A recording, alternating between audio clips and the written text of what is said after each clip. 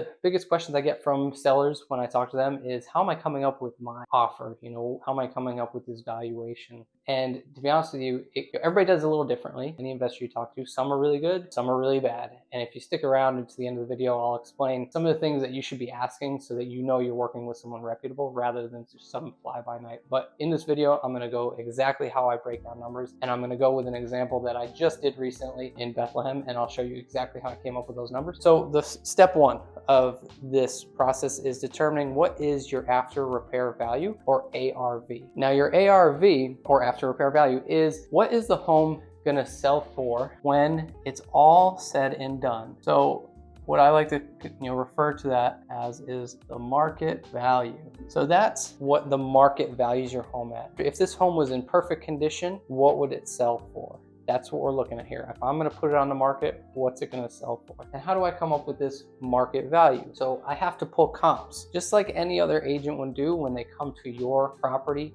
to evaluate what they're gonna list it for. I do the same thing. I'm a licensed agent in the Lehigh Valley.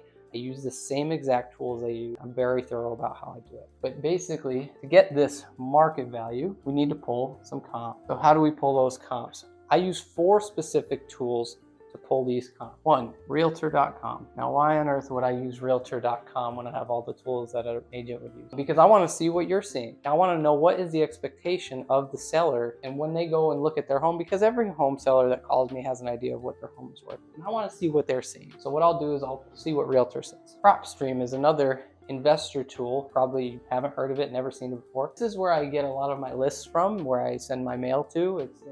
And it shows me a lot of comps that are off market that I could utilize. It's pretty accurate, but it has its flaws as well. But it will give me a valuation on your property, just like Realtor does. And it pulls different sets of data for GLVR.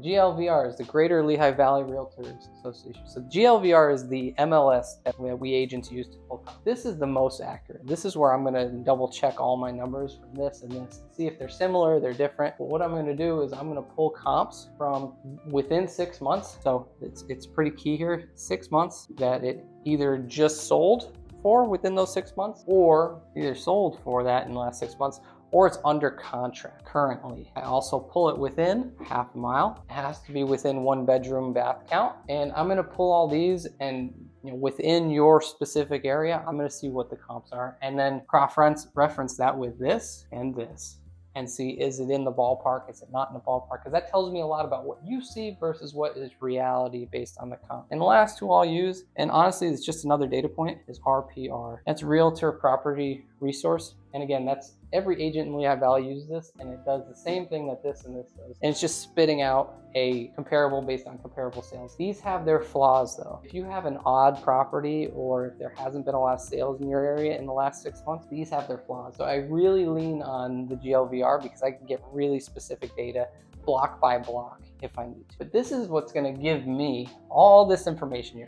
All this information is gonna come back and give me my ARV.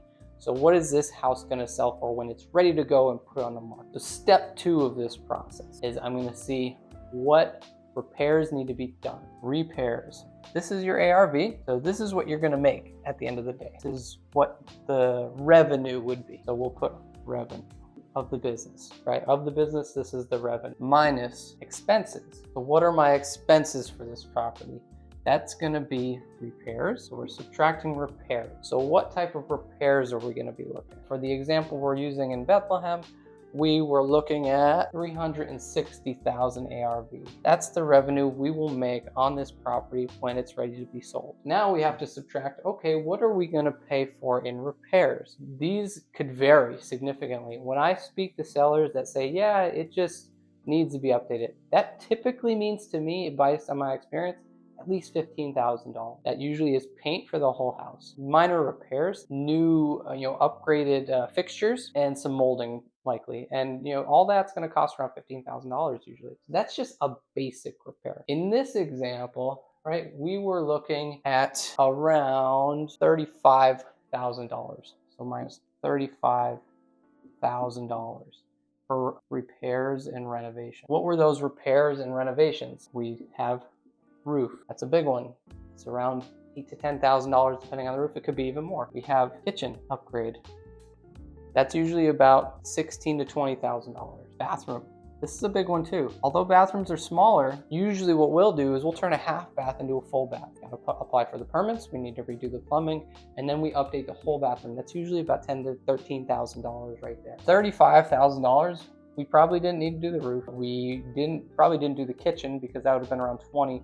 What we probably did on this one, and I'm just going based off memory, is we did a bathroom from a half to a full, updated all the flooring. So we have flooring, that's a good $3,000 to $5,000 right there. Cleaning, painting, these are all things that would circle back to this $35,000 in repairs. We have our $360,000 minus some of our expenses, $35,000 in repairs. So then what else do we have to subtract? There are a lot of other costs that a lot of owners don't realize, and they say, why is my offer so low? Well, there's other costs involved. We're going to offer you convenience and time, but you will be giving up on equity in that home. And for it's not just repairs. So we have other things. We're not going to make you pay a transfer fee. We're not going to make you pay a commission, but we have holding costs as well. For example, when we buy your property, we have a transfer tax. We also have to pay all the taxes and the insurance. So we're looking at about 5 to 7%, so $14,000 around. So again, this is for the purchase of your property. This goes back into expenses, purchase. We also have holding costs so that when we're carrying the property, we'll call them carrying costs. We have insurance, we have lawn care maintenance, we have snow removal.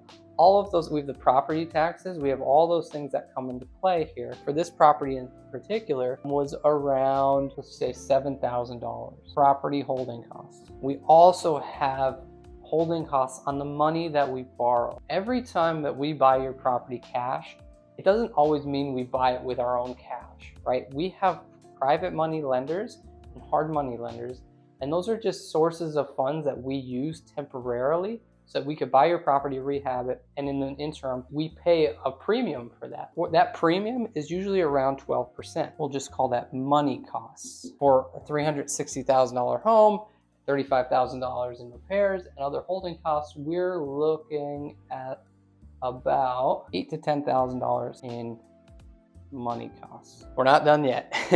We also have the sale of the property.